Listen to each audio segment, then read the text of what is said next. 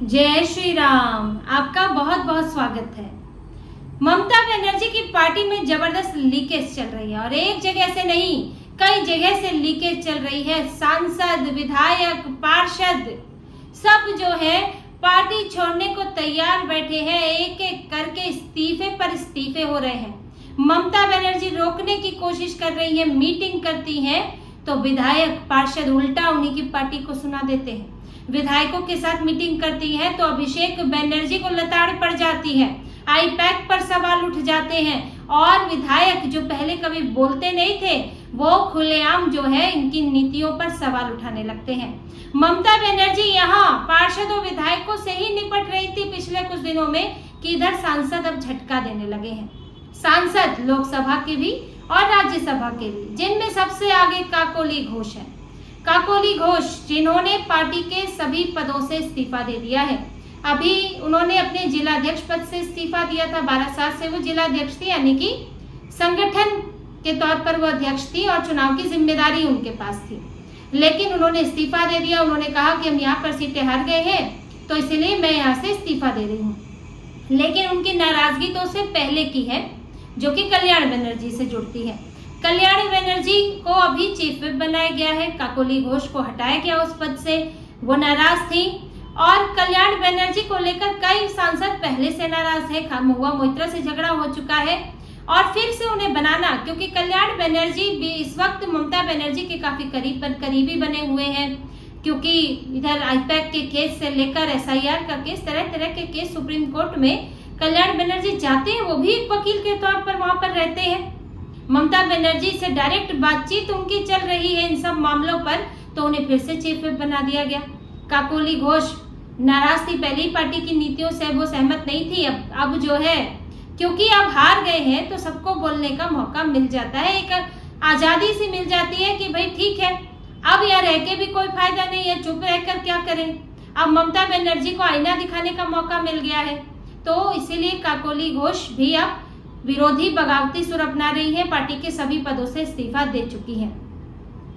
वहीं इनके एक और सांसद है राज्यसभा के सुखेंदु शेखर रॉय, जिन्होंने अभी सोशल मीडिया पर एक पोस्ट किया और लिखा कि बंगाल की जनता ने जो 4 मई के बाद फैसला दिया है उसमें अराजक और असहनीय माहौल को उन्होंने खत्म किया है, उसको मिटा दिया है।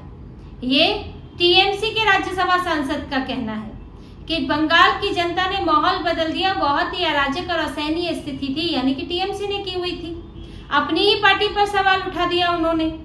तो यहाँ भी इन सांसद के भी मिजाज बदले बदले दिख रहे हैं। ममता बनर्जी के 29 सांसद हैं, जिसमें खबरें तो ये तक है कि 17-18 सांसद जो है वो पाला बदल सकते हैं। 2/3 की जरूरत होती है, तो इतने सांसद जो है पाला बदल सकते हैं लोकसभा में और ममता बनर्जी यहाँ पर खाली हाथ रह सकती है। लेकिन इससे ज्यादा जो है ममता बनर्जी के लिए आशंकाएं विधानसभा में विधायकों के लिए है और पार्षद तो धड़ाधड़ जा ही रहे हैं। विधायकों में इनके आजकल जो है कई विधायक ममता बनर्जी के वो बीजेपी के कार्यक्रमों में भी, बीजेपी यानी कि सरकार के कार्यक्रमों में दिख रहे हैं। शुभेंदु अधिकारी से मुलाकात हो रही है, जैसे कि रितुपत बनर्जी, जिनकी बंग भवन में दिल्ली में शुभेंदु अधिकारी से मुलाकात हुई। अजीब इत्तेफाक था कि दोनों एक ही समय पर वहां थे, मिले, रुके। शुभेंदु अधिकारी ने उनके कंधे पर हाथ रखा, काफी देर बातचीत की। और रितुपत बनर्जी जो है वो अभिषेक बनर्जी पर सवाल उठा चुके हैं, आईपैक को लेकर सवाल उठा चुके हैं कि आईपैक पर हम पर आईपैक को थोपा गया। जो अभिषेक बनर्जी की रणनीति थी, जो डर का माहौल था, उससे पार्टी को नुकसान हुआ। अब रितुपत बनर्जी की उधर बातचीत चल रही है। संदीपन साहा, कुणाल घोष, इन्होंने भी अभिषेक बनर्जी पर सवाल उठाए थे।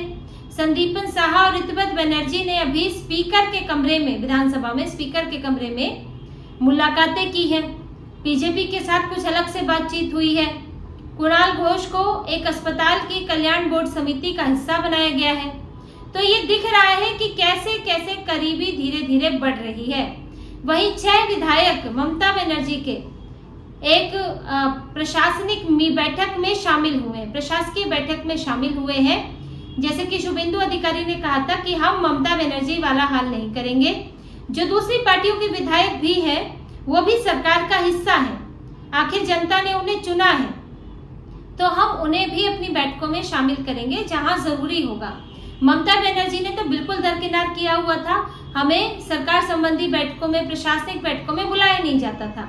तो आप शुभेंदु अधिकारी बुला रहे हैं और टीएमसी के विधायक जा भी रहे हैं। 6 विधायक गए थे, साथ में जो काकोली घोष भी गई थी।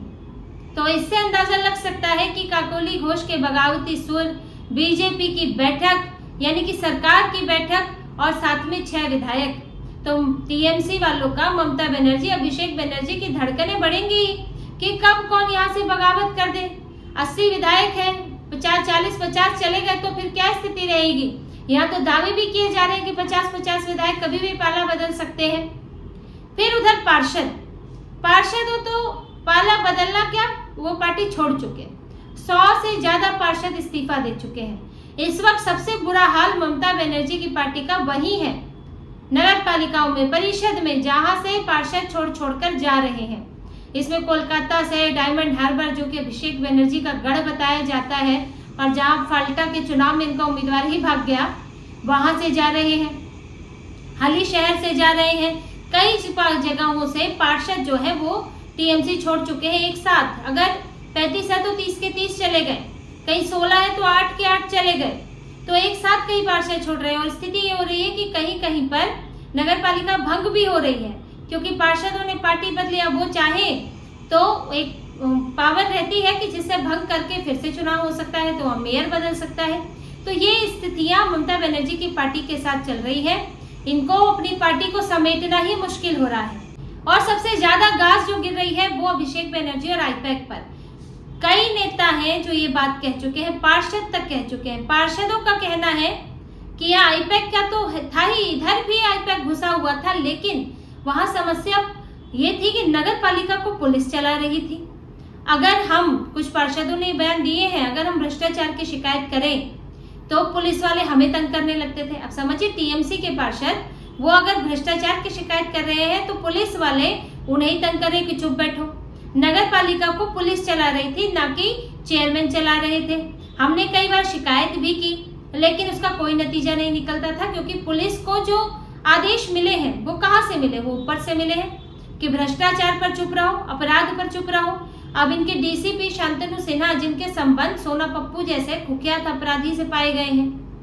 ये सोना पप्पू जो है, जो सुपारी लेता है, जो अवैध तस्करी का काम करता है और कई तरह के आपराधिक कामों में लिप्त है, अब उससे इनके संबंध पाए जा रहे हैं। शांतनु सिन्हा ममता बनर्जी के करीबी बताए जाते हैं।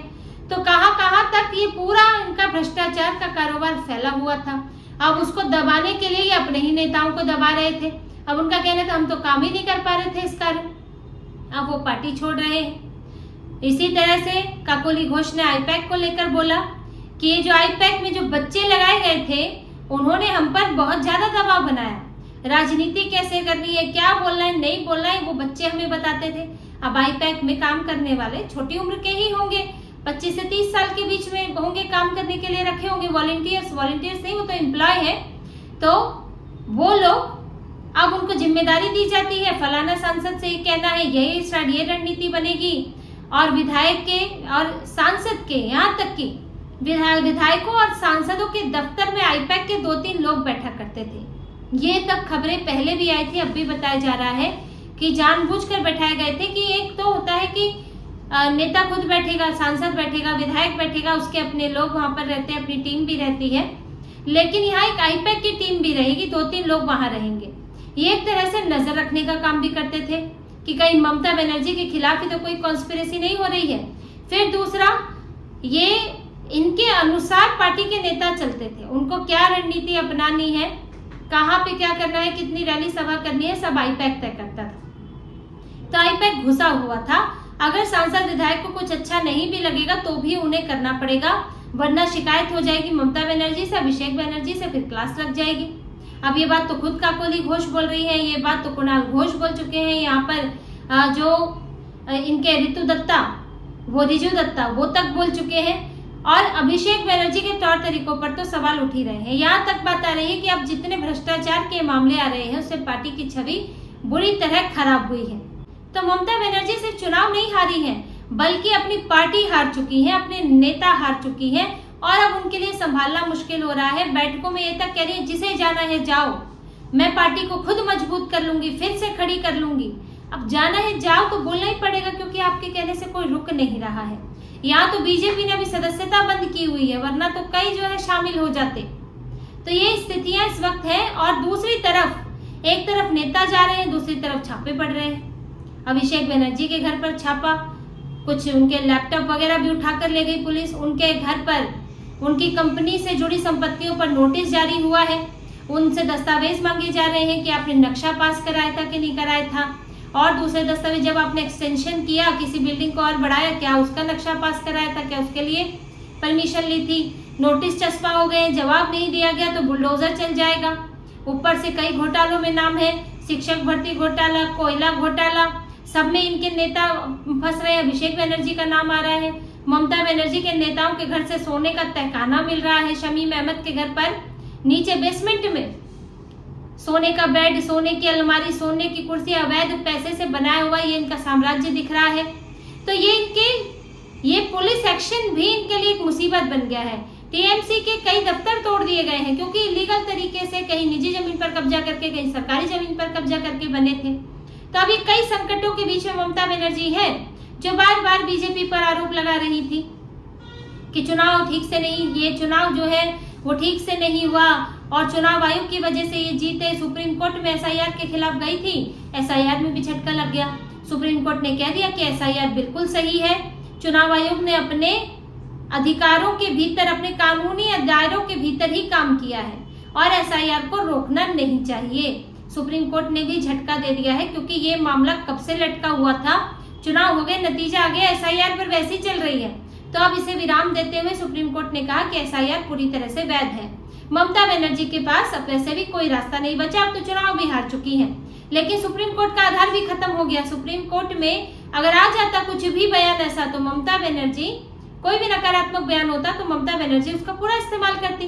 अब तो इनको सुप्रीम कोर्ट ने भी भगा दिया, तो इनके पास अब कोई चारा नहीं। अब ये बस अपनी पार्टी संभाले जैसे तैसे करके ममता बनर्जी, और ये कोर्ट केस से निपटती रहे, यही इनकी राजनीति बची है।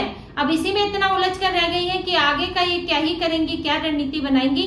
लेकिन फिलहाल फंसी हुई है, संभाले नहीं संभल रहा है, और इसीलिए गुस्से का मुखौटा उड़कर बैठी है, बीजेपी के खिलाफ बोलने में लगी हुई है, क्योंकि अंदरूनी जो चीजें हो रही है उस पर ममता बनर्जी का नियंत्रण खत्म होता जा रहा है।